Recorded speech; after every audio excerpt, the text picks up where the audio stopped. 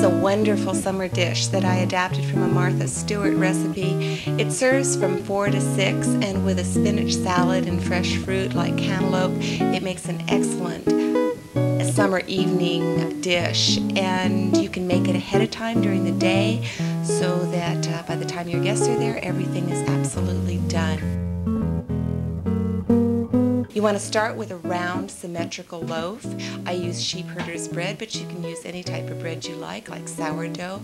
Any nice fresh loaf of bread will do. You start by scoring the bread in horizontal slices because you're going to make layers that you're going to stuff with wonderful ingredients. I slice these slices about 1.5 inches apart. Anything less than that and the bread might tend to fall apart.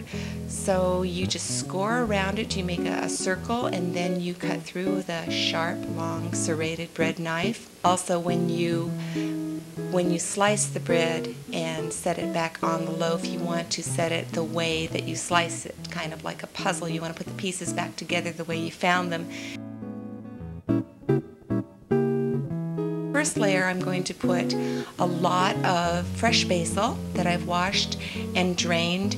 Make sure that all of your ingredients are as dry as possible so that it doesn't get the bread soggy. I'm going to use goat cheese and also some Italian parsley. So this first layer has crumbled goat cheese. I used 4 ounces for a loaf this size, and the basil, the parsley, and now the vinaigrette dressing. The other ingredient I'm going to put on this layer is sun-dried tomatoes that I buy out of a jar and then just slice kind of in juliennes in slices and just put those on there too. I try to put ingredients on each layer that I kind of think naturally go together. Of course, all the layers in this whole meal go together, but there's some that just seem more naturally right than others, but you can choose what suits you.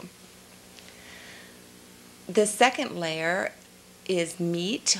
Starting with prosciutto, a salty Italian ham, then salami. You can use Genoa, which I do, or cotta salami, whichever you prefer. Also, fresh tomatoes, which have been drained. Make sure you kind of squeeze the juice out of them. You don't want them to be soggy.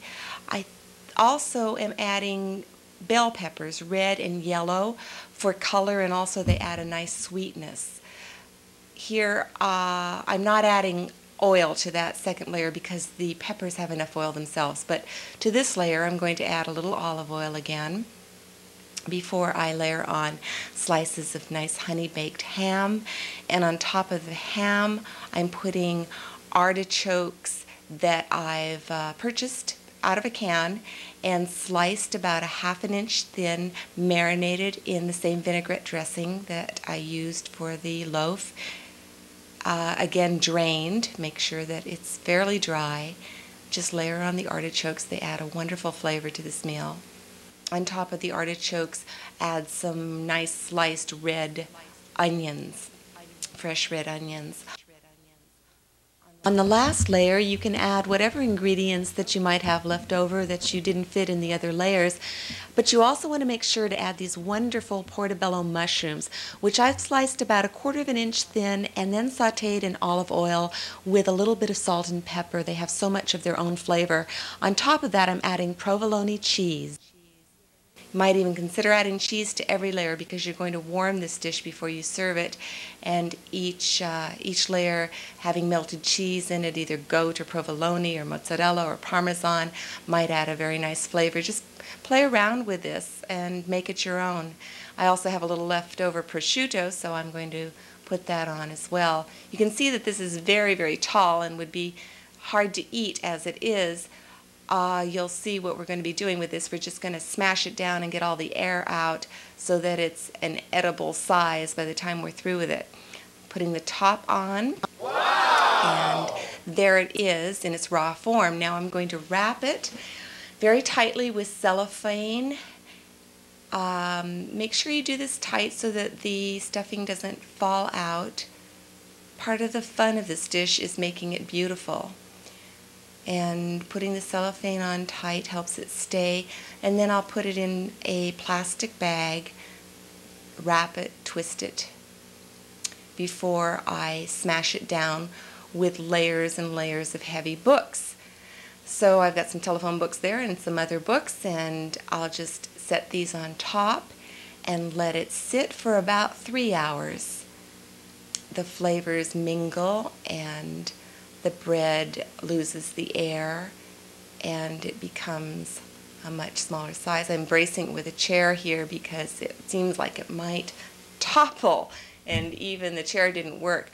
I have a heavy tabletop here. I'm going to try and put that down before I put the books, and that might balance it just a little bit better. So whatever you have that's heavy. Okay, before you serve it, you're going to want to warm it.